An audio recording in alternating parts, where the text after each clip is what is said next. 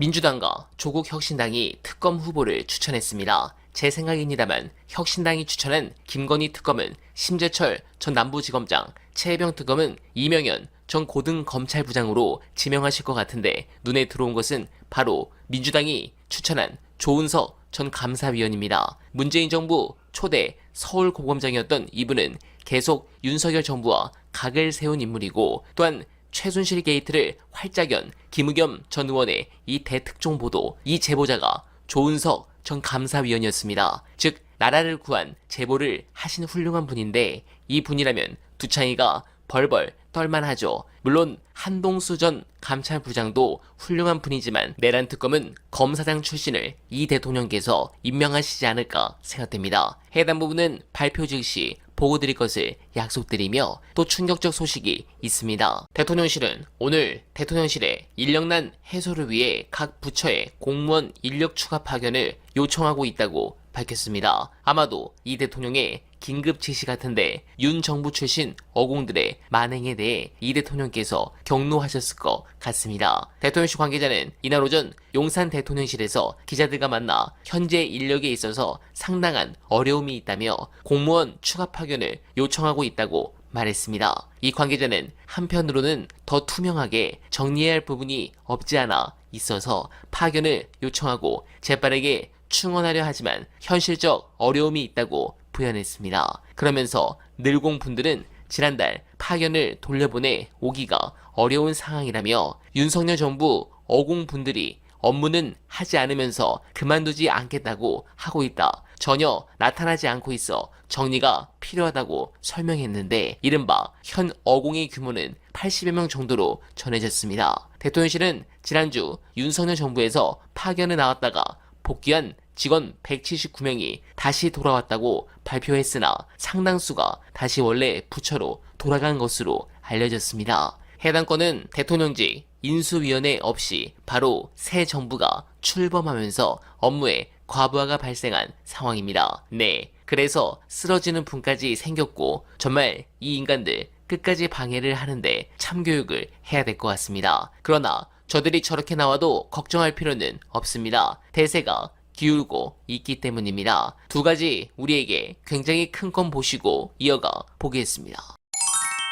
민주당 의원들 주도로 검찰청을 폐지하고 기소권과 수사권을 분리하는 내용의 검찰개혁법안 4개가 이제 잇따라 발의가 됐습니다. 이건 이제 김용민 의원, 장경태 의원, 민영배 의원 등이 주도를 하고 있는데 수사권과 기소권을 독점하고 있는 검찰청을 폐지하고 기소권과 공소유지권만 갖고 있는 공소청을 새로 만들겠다라는 게 기본 골자입니다. 그러니까 헌법에 명시되어 있는 검사의 기소 독점권을 법률로 어떻게 할 수는 없기 때문에 그래서 이제 공소청을 만들어서 공소청에 있는 소속된 검사들은 기소 유지, 기소를 할 수 있는 권한과 재판에서 이제 공소 유지라는 권한 이 두 가지만 유지하고 이걸 위해서 이제 전문적인 인력을 주로 배치한다. 뭐 이런 얘기가 되겠습니다. 그러면 공소청에 있는 검사들은 수사에 직접 개입을 하지는 못하는 뭐 그런 모양이 되는 거고요. 대신에 공소청, 중대범죄수사청, 국가수사위원회 이렇게 이제 3개의 다리로 서게 만들겠다라는 얘기입니다. 그러면 이제 검찰청을 폐지하고 대신에 행정안전부 산하에다가 중대범죄수사청을 만들게 되는데요. 일종의 이제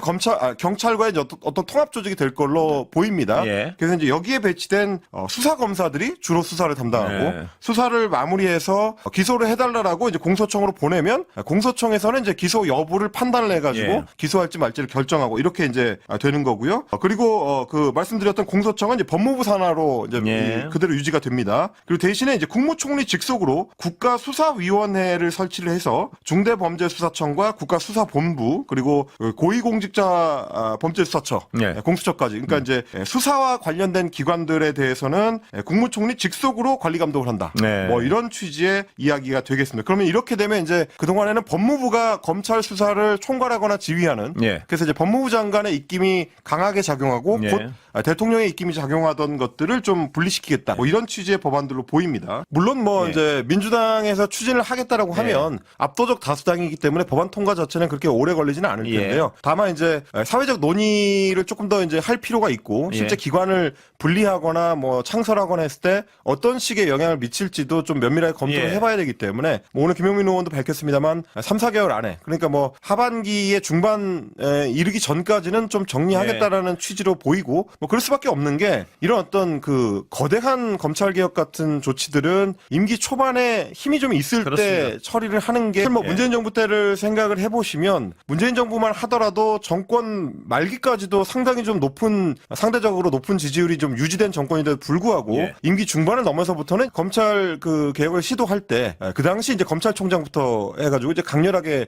저항을 했었던 뭐 예. 그런 흔적들이 있었기 때문에 그런 것들을 고려했을 때는 이제 임기 초반에 진행하는 게 좋다 이렇게 판단하고 있는 것 같습니다. 이른바 이제 빈손 의원총회로 계속 좀 논란이 됐었던 예. 국민의힘 의원총회 이번에는 아예 이제 빈손뿐만이 아니라 취소가 돼버리는 예. 일이 있었습니다. 원래는 오늘 오후 2시에 의원총회가 예정이 돼 있었는데 권성동 원내대표가 2시를 40여 분 남겨놓고 의원들한테 알림 문자를 보냈습니다. 예. 오늘 의총을 취소한다. 이재명 대통령의 재판 연기와 관련해서 오늘 오전에 당 차원에서 규탄 대회를 개최했기 때문에 당의 대응과 메시지에 역량을 집중할 필요가 있다는 점을 고려했다. 그러니까 오전에 행사했으니까 오후에 의원총회 안 해도 된다. 예. 뭐 이런 취지의 얘기가 되는 겁니다. 그러면서 의총을 계속할 경우에는 자칫하면 당 내의 갈등과 분열의 모습으로 비춰질 수 예. 있기 때문에 그걸 또 우려를 했다는 거고 지금까지 논의했었던 다양한 의견들은 16일에 선출된 신임 지도부에서 전달해가지고 예. 차기 지도부에서 논의하면 될 것 같다. 예. 이런 취지의 얘기로 한 겁니다. 예. 그러니까 내 임기 거의 끝나가니까 의원총회 새로 할 필요 없다. 예. 뭐 이런 얘기가 되는 겁니다. 그런데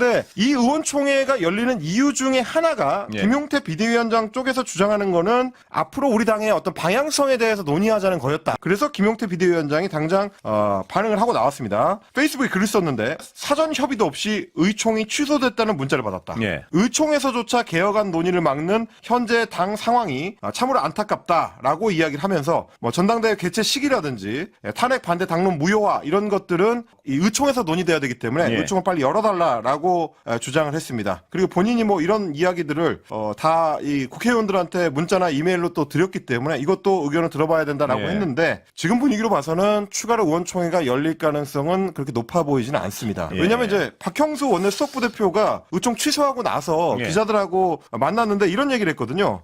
이거는 뭐 별도로 비대위하고 협의 없이 원내 지도부 차원에서 결정된 거다. 그러니까 그래요? 사실상 비대위를 패싱해도 된다라는 취지의 이야기가 예. 되는 거고 모든 의원과 다 상의해서 결정할 수는 없지 않느냐라고 예.